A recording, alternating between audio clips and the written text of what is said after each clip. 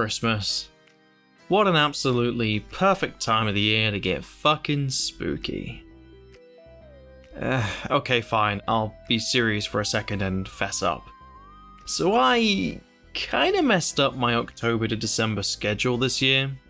I meant to release a horror video in time for Halloween and ended up getting distracted by Ghostwire Tokyo. I meant to cover an indie game or two afterwards to round off the year, but instead ended up getting pissed off with Rings of Power and covered Shadow of Mordor instead, mostly out of pure spite, I can't deny.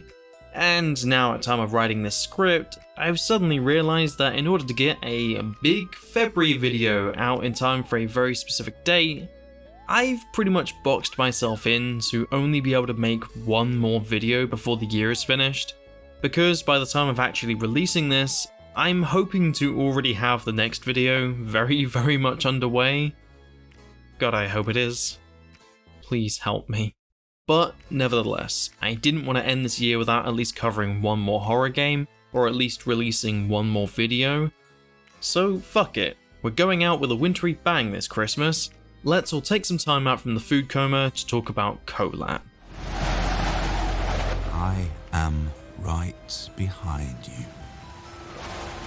Released in June of 2015 via the Polish indie developer IMGN.PRO, and very heavily inspired by the mysterious 1959 Dyatlov Pass incident, Kholat is a game that seems to be far more generally known for the event it took inspiration from, rather than for its merits as a game itself. In fact, if truth be told, while I've always been pretty curious about playing Kholat, all I've ever really heard about this game are conversations similarly akin to, "Oh hey, Kholat, that kinda looks interesting, based on the Dyatlov thing, right? What's it like?" See, again, I have to admit that while I've always been pretty intrigued by Kholat's premise, it's always been unashamedly more so because of the mystery that inspired it, rather than due to anything that the gameplay itself might have to offer me. And while looking through articles and reviews centered around the game, that's a feeling that seems to be very much shared across the board. Even well over 50 years since the tragedy took place, the Dyatlov Pass incident has remained a firm placeholder in the minds of those who find mysterious disappearances or unexplained misfortunes a subject of fascination, inspiring everything from books, music, documentaries, and the odd movie or two.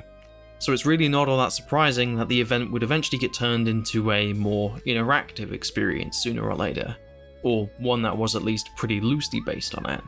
Aside from one particular scene and some journal entries, we're thankfully not going to be discussing a gratuitous effort to directly capitalize on the events that transpired by blatantly attempting to recreate the tragedy, but Kholat does still take a lot of cues from the social fear and theories that surrounded it.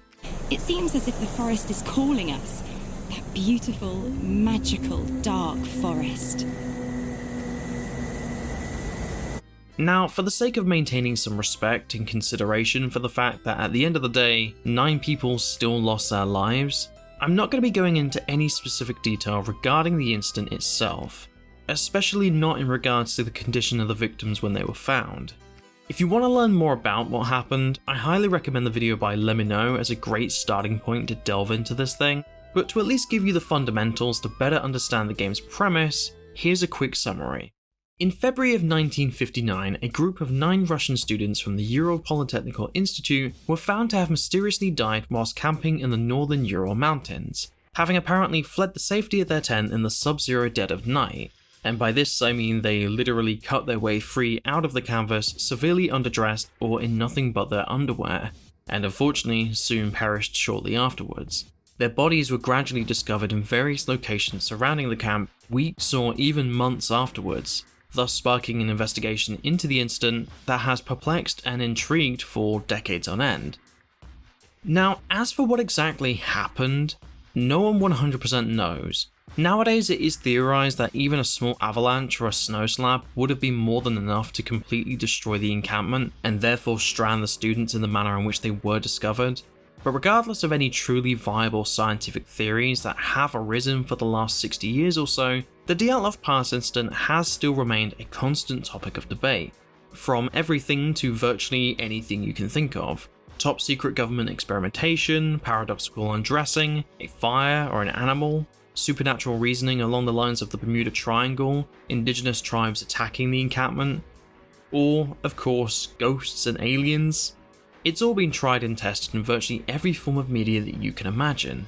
So again, you can kind of see why making a game based on this would be a pretty appealing concept.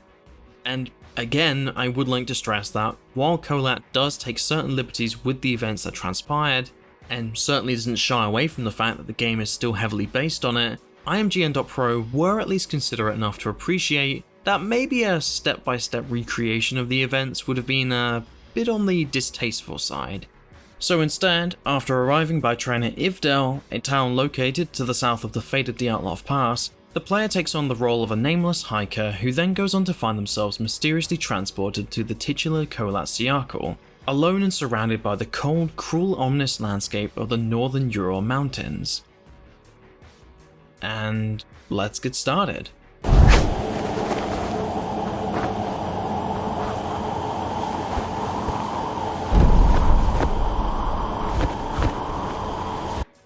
Now, just to get the obvious shit out of the way real quick, yes, similar to my reviews of Titan Chaser and Fate of Metula, Kholat is very much a walking sim type deal.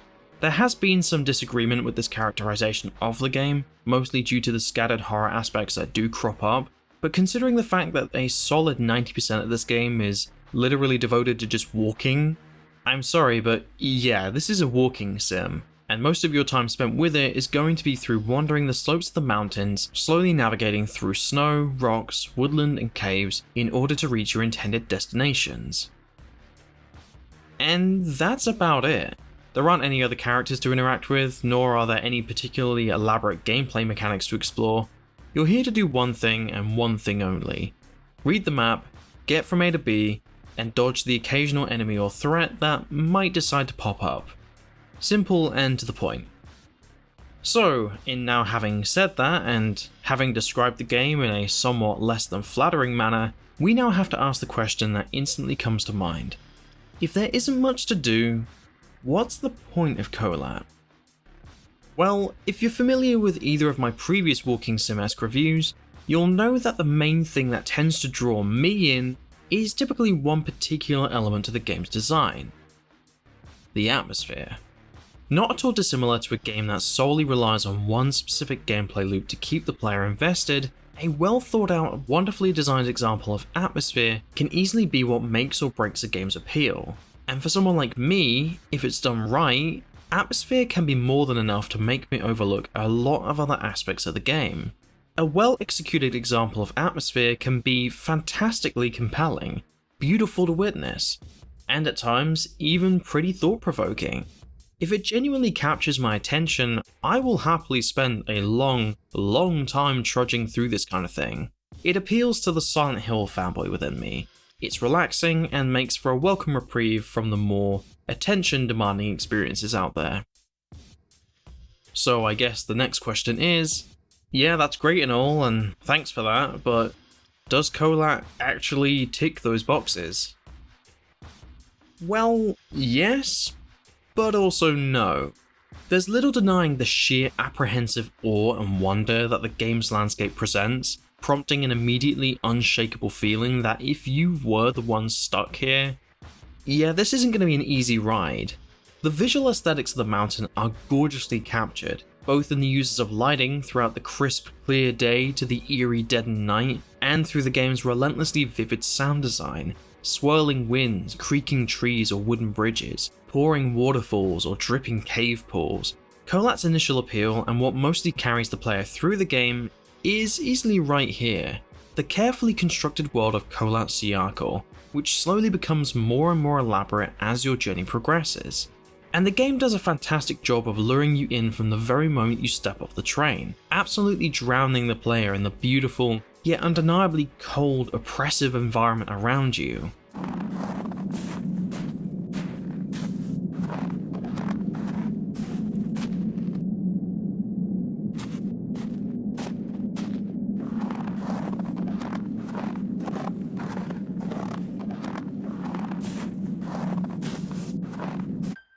Now I will just say before going any further that if what I've already said so far does intrigue you, I'd recommend giving this game a shot before watching the rest of the video. I'm not going to spoil the ending, nor am I going to touch on the story too much, but seeing as Kholat is a relatively short experience, clocking in at 3 to 4 hours if you're taking your time with it, I will still be showcasing a lot of this game's key moments. It's also perhaps worth noting that for the price of $14.99, Kholat is an admittedly fairly expensive purchase at full price, especially when you do consider what you're actually getting for that money. By comparison to other walking sims of the last 4 to 5 years, Titan Chaser is far cheaper at $3.99, and the Dear Esther Landmark Edition currently sits at $7.99. But Kholat does at least tend to go on sale a lot, so you will have plenty of chances to pick this thing up at a more reasonable cost. I don't regret the amount that I spent on this game at a reduced value, but I think it would have bothered me a whole lot more if I'd paid full price. You can get a lot of bang for your buck with $14.99 these days, and when paired up against other games of similar value, Kholat falls pretty damn short of those expectations. Now obviously this is just my opinion, the value in which you find in your purchases is entirely up to you, but again, might be worth bearing in mind. Let's move on.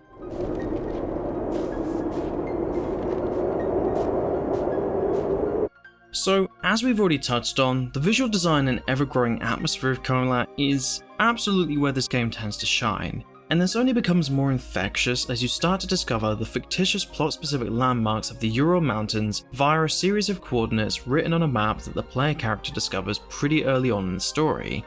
Using said map, you are going to have to slowly but surely find your way through the frozen hellscape surrounding you, and this might sound like a straightforward task, except for one key point. You can't see where you are on this map. You need to use the compass and various amendments that will gradually be made to the map in order to figure out where the hell you actually are. And after playing the game for a decent amount of time, the mixed reaction to Kholat certainly starts to become less and less surprising. At first glance, the map navigation certainly seems like a pretty intimidating task, and for the first hour or so, I have to admit that I kinda hated it. To suddenly have to rely on a digitized form of orienteering, yeah, that really puts into perspective how damn reliant we are on modern sat-nav tech these days. But you will get used to it. You learn to take advantage of the updated markers from story locations, notes, and camps, and the more you trek through the game's environment, the more you will become naturally familiar with it. And through using these coordinates, you will then go on to uncover a whole host of frankly outright stunning locations, from elaborate caverns with sinister signs of worship or witchcraft, to a blood-red deadened forest or an evil Sleepy Hollow looking tree, to indigenous or Aztec looking carvings, figures or torches, or a collapsed cathedral or cosmodrome. It's never a dull moment when you realise that you are about to cross the threshold into somewhere new, and the excellent use of the visuals and the sound design once again cannot be understated here.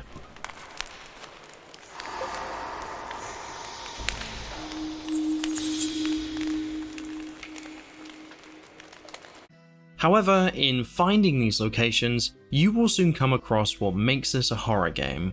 The big old ghostly elephant in the room that I have mostly ignored up to this point. And that's because when it comes to the enemies of the game, sure, they're pretty spooky at first, they can catch you by surprise and give you a rollicking good jump scare, but they aren't an overly difficult or interesting obstacle. Throughout Kholat, you'll come across these eerie glowing spirits that seem to be on the watch for you, and these snarling teleporting beastie boys who very much want to sabotage your journey.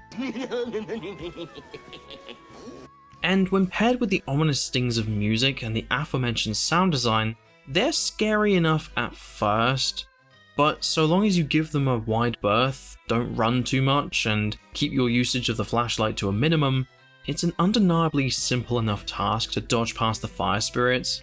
There were even a couple of moments where I almost ran straight into them, and they just didn't register my appearance. However, with that being said, this might have been down to the second major issue of the game, which is the buggy engine. On multiple occasions there were these massive visual glitches that honestly looked like they were literally resetting the game's world. And if you happen to find a spirit immediately after one of these occurred, you'd find that they were a lot less bothered by your presence. nor would the glowing human figures disappear when shining a torch on them. And again, for a game that costs a lot more than Titan Chaser and Dear Esther combined, game-breaking visual glitches really aren't something you want to see. Now, just to round things off with another positive real quick, I would like to highlight one aspect of the game that really stands out as you're working through the story, and this would be the voice acting. Across the board, the voice acting of Kholat is actually pretty damn fantastic, with the majority of the story notes you come across being these exceptionally delivered performances. Sure, Sean Bean is on this thing, and he's fine, I guess. I love Sean Bean and all, but it's the secondary voice actors who really steal the show. I see their bodies coming out of the woods. I hear a scream, a horrific scream of terror. Is that my voice? I think it is. Where's Anton? Where did he come from? How did he get in? The sun is just starting to set. He's in me. He's in my head. He's coming in through my eyes. The eyes are windows to the soul. He has no soul. Where is Anton? I am dropping in a bottomless abyss, falling into the past. Dead and rotting hands are catching me on my way down. I can feel them whisper into my ear. Now you are ours. You will never leave us. I'm calling him. I'm calling Anton. Where is Anton? I don't know. I see nothing. My eyes are overflowing with blood. I have to escape. I have to run away. I have to start running. The sun is just starting to set.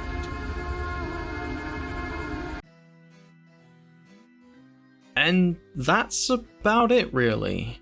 That's Kholat. And after having played through the game for a decent amount of time, as I touched on previously, the mixed reception really isn't all that surprising.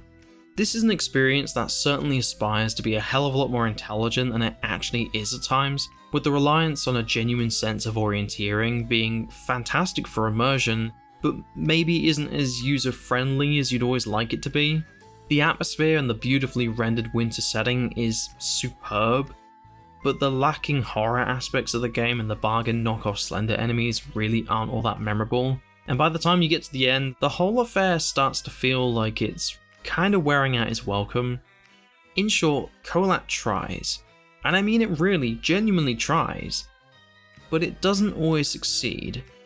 I adore the miserably oppressive world of the game, which paints a bleak, hopeless picture appropriate for a horror experience, but it doesn't always make the most of it. But hey, at least we got Mary Elizabeth McGlynn of Silent Hill fame to sing on the Kholat soundtrack though. That's kind of neat. Anyway, that's it from me. Merry Christmas, you wonderful bunch of Caspers. As mentioned earlier in the video, and via the Shadow of Mordor community post, the next 3 to 6 months are going to be pretty hectic with some bigger projects on the horizon. This does mean that you'll be seeing less of me for a while, but when I do pop up, it will hopefully be with a much larger video than my usual output. As always, I'd like to thank my wonderful supporters on Patreon for their continued support throughout this year, in particular the highest tiers: Game Master, DarkRaptor86, BFD Survivor, and Shkotsky. Thank you all for watching. I'll see you in the new year.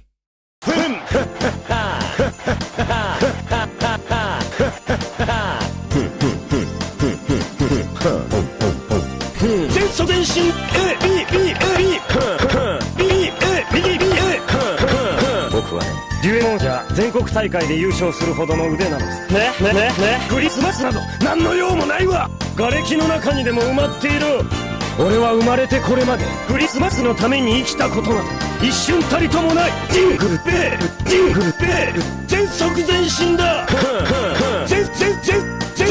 全だパーフェクト